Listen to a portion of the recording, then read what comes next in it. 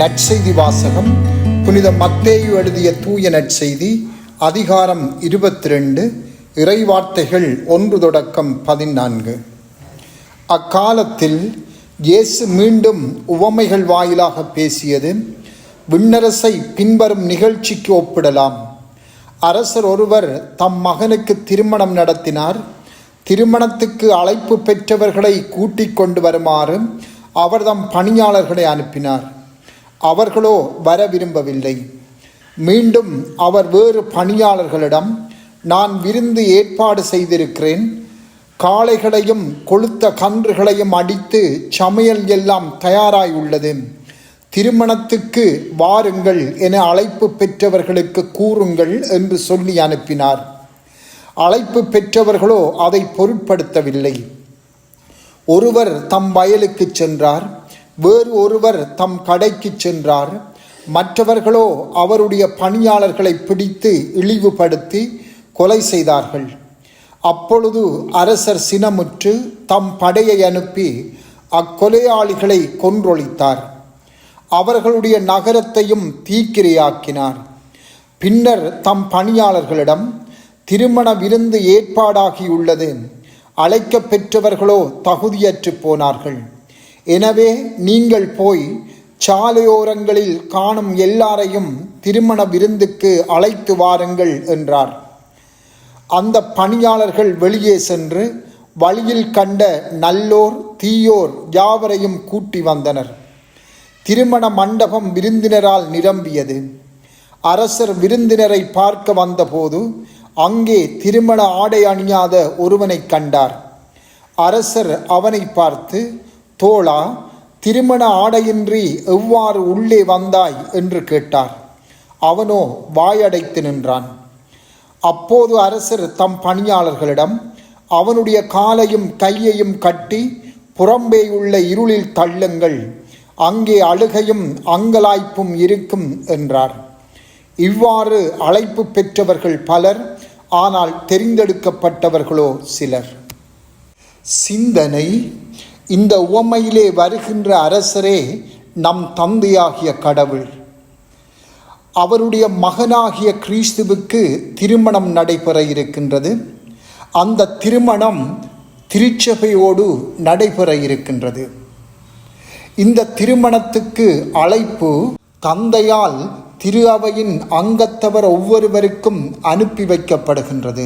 ஆனால் ஆச்சரியம் என்னவென்றால், அழைப்பு பெற்றவர்கள் அந்த அழைப்பை உடனடியாக நேரடியாக மறுத்து விடுகின்றார்கள். மறுக்கின்றவர்கள் 2 வகையாக தங்களது மறுப்பை வெளிப்படுத்துகின்றனர். ஒரு வகையினர் அழைப்பை மறுத்து தங்களுடைய அன்றாட கடமைகளை செய்ய சென்று விடுகின்றனர். மறுபகுதியினரோ வந்த பணியாளர்களை பிடித்து இழிவுபடுத்தி கொலை செய்கின்றனர். இத்தகைய பதிலை அரசன் எதிர்பார்த்திருக்கவில்லை. இந்த 2 விதமான பதில்களிலும் இன்று இயேசுவோ அல்லது அவருடைய வார்த்தைகளோ புறக்கணிக்கப்படுவதை இன்றைய உலகத்தில் தெளிவாக காணுகின்றோம்.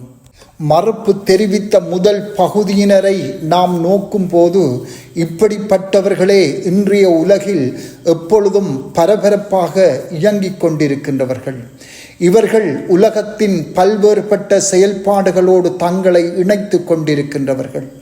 ஒரு சிலர் போனோடும் சமூக வலைத்தளங்களோடும் தங்களை இணைத்து கொண்டு எவ்வளவோ நேரத்தை அதற்காக செலவிட்டு கொண்டு வருகின்றார்கள்.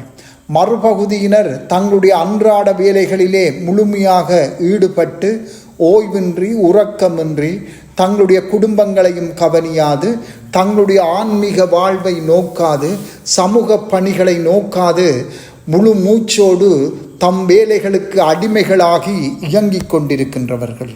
இத்தகையவர்கள் தங்களுடைய வாழ்வில் முதன்மையாக தேடி கண்டுகொள்ளக்கூடிய நம்பிக்கை, செப வாழ்வு, கடவுளின் திருவுளம் என்பவற்றை கண்டறிந்து கொள்ள மாட்டார்கள். மறுப்பு தெரிவித்த 2ஆம் பகுதியினர் யாரென்றால், இன்றைய திரு அவையோடும் திரு அவையின் ஒழுக்க நெறிகள் ஏனைய படிப்பினைகளோடும் முரண்பட்டு பகைமை கொண்டிருப்பவர்கள். இவர்கள் நற்செய்திக்கு முரணான இந்த உலகத்தின் கலாசாரத்தை முன்னெடுத்து செல்ல வேண்டும் என்று இருக்கின்றவர்கள்.